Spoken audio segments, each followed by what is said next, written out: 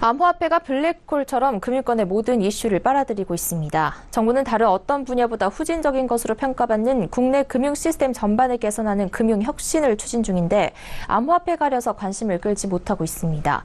특히나 문제가 많은 금융회사 지배구조 개선 과정을 보면 금융당국 수장들이 직접 설전에 휘말리면서 괜한 논란만 일으켜 이러다 금융 혁신이 큰 차질을 빚을 것으로 우려됩니다. 정홍규 기자 나와 있습니다. 정 기자, 최근 최종구 금융위원장이 금융혁신 추진 방향을 발표하면서 관심을 좀 가져달라라고 호소를 했다고 하던데요. 당시 상황이 어땠습니까? 네, 우선 금융위원회 금융혁신 추진 방향 발표는 이번 주 월요일인 지난 15일 오전 10시에 서울정부청사 합동 브리핑실에서 있었습니다. 이는 진작에 예정이 되어 있던 일정인데 이날 아침 갑작스럽게 금융위 발표 20분 전 국무조정실이 같은 장소에서 암호화폐와 관련된 긴급 브리핑을 진행했습니다. 지난주 목요일 박상기 법무부 장관이 거래소 폐쇄 방침을 발표한 이후에 반대 여론이 거세지자 청와대에서 정해진 일이 아니라고 해명하면서 논란이 커졌는데요. 이런 혼란 상태가 주말 동안 계속되자 국무조정실을 중심으로 암호화폐 관련 사항을 대응하겠다고 밝히며 교통정리를 한 겁니다. 최근 암호화폐 열풍은 금융권을 넘어 사회적 문제가 되고 있는 데다 같은 장소에서 금융혁신 추진 방향 브리핑이 이어지다 보니 암호화폐에 대한 기자들의 궁금증도 이어질 수밖에 없었습니다. 이런 분위기 속에서 최종구 금융위원장은 본연의 업무인 금융혁신 추진이 중요하다고 생각한다며 관심을 가지고 성원해달라고 호소한 겁니다. 네, 근데 금융혁신이란 건 당국과 업계가 중심이 돼서 진행을 하면 되는 건데 특히 관심을 요구했던 이유가 있을까요? 네, 암호화폐 광풍이 계속되는 경우에는 관심받지 못하는 것을 넘어서 준비된 계획들이 영향을 받을 수 있기 때문인데요. 예를 들자면 정부의 금융혁신 추진 방향은 금융부문 쇄신과 생산적 금융, 포용적 금융 끝으로 경쟁 촉진까지 크게 4대 과제로 나뉩니다. 이 중 창업, 벤처기업 등 생산적인 분야로 자금을 원활하게 지원하는 생산적 금융은 코스닥 시장 활성화 방안이 핵심 중 하나인데요. 코스닥 투자자들에게는 세제 혜택을 제공해 자금을 끌어들이고 혁신 기업들이 코스닥을 통해 성장할 수 있도록 상장 요건을 낮추는 내용입니다. 예상하지 못했던 암호화폐가 자금을 빨아들이면서 코스닥 활성화의 암초가 된 건데요. 국내 암호화폐 거래소의 거래량을 고려하면 이 시장에 유입된 자금은 30조 원 안팎으로 추산됩니다.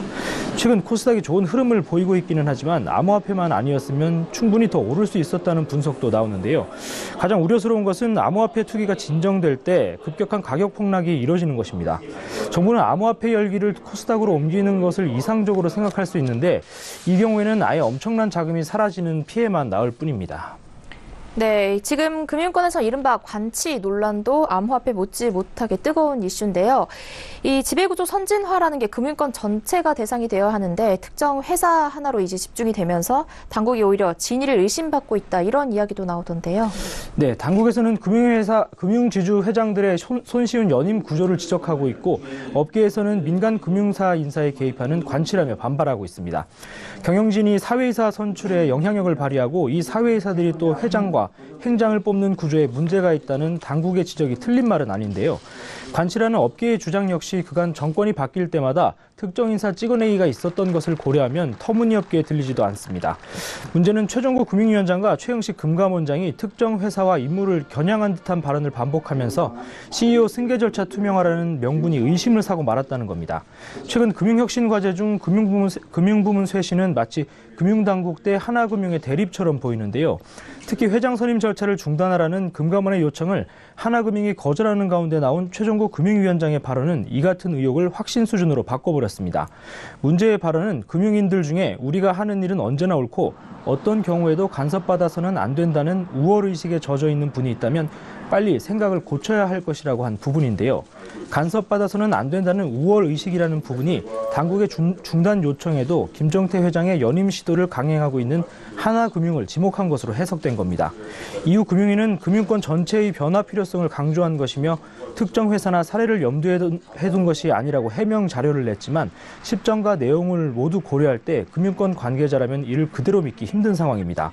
결국 관치라는 업계 주장에 무게가 쏠리면서 당국은 오해를 불러일으키지 않겠다며 현재 하나금융을 상대로 진행 중인 검사를 추가 확대하지 않겠다고 밝혔습니다.